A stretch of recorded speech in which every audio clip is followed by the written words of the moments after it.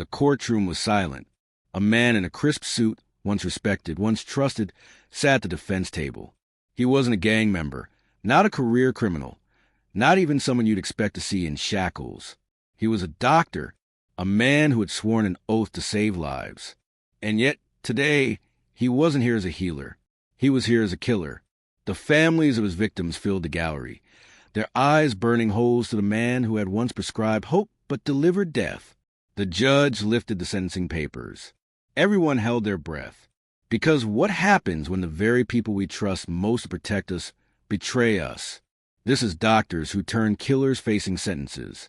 Before he was called a murderer, Dr. Michael Swango was seen as a promising young physician. He graduated from Southern Illinois University's School of Medicine in the 1980s. Smart, ambitious, respected by many of his peers. But there were whispers of patients who mysteriously declined under his care. Whispers of fainting spells, sudden deaths, unexplained collapses. At first, no one wanted to believe it. After all, how could a doctor, someone who dedicated his life to healing, be responsible for harming? But those whispers would grow louder and eventually explode into the spotlight. Swango's career was a trail of quiet devastation. At every hospital where he worked, patients died unexpectedly.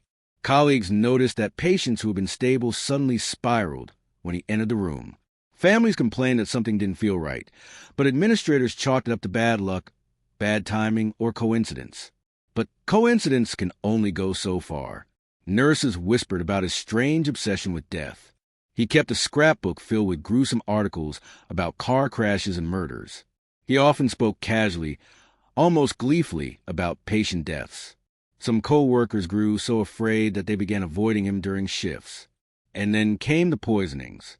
At one point, while working as an emergency medical technician, Swango's colleagues began suffering sudden, violent illnesses, vomiting, seizures, collapses.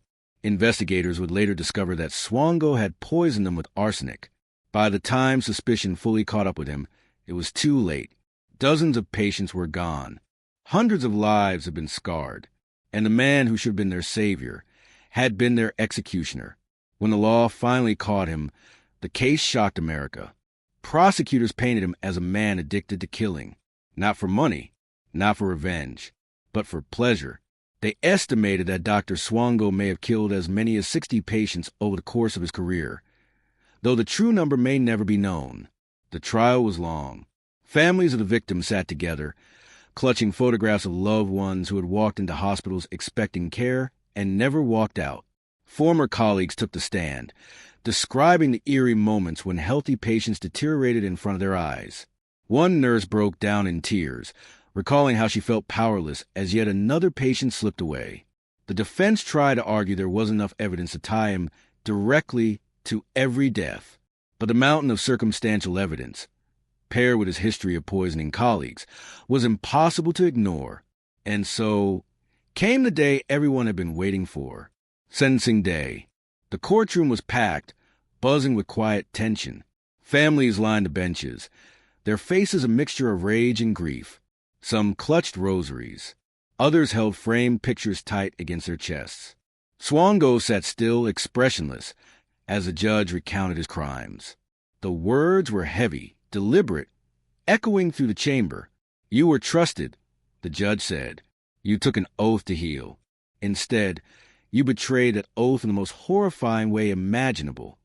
Gasps rippled through the gallery as the sentence was announced. 3 consecutive life terms, without the possibility of parole. For the families, it wasn't true closure. After all, no sentence could bring their loved ones back.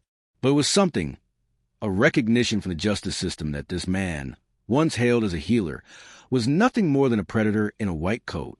As deputies moved to escort him away, Swango finally broke his silence. His words were cold, emotionless, and haunting. They were going to die anyway. The room froze. Some families wept harder. Others shouted in outrage.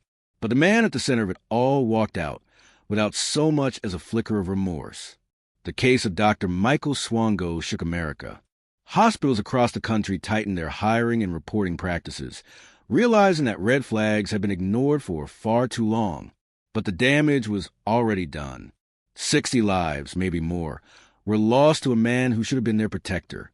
And that's the chilling reality of the story. When the people we trust most, the doctors, the healers, the ones in white coats, turn out to be killers, the betrayal cuts deeper than any crime. The courtroom has seen its share of murderers. But when a doctor stands before the judge, the gavel doesn't just deliver justice. It delivers a reminder that evil can hide anywhere, even behind a stethoscope. And sometimes, the very hands we trust to save us are the same hands that bring our end. This was doctors who turned killers facing sentences.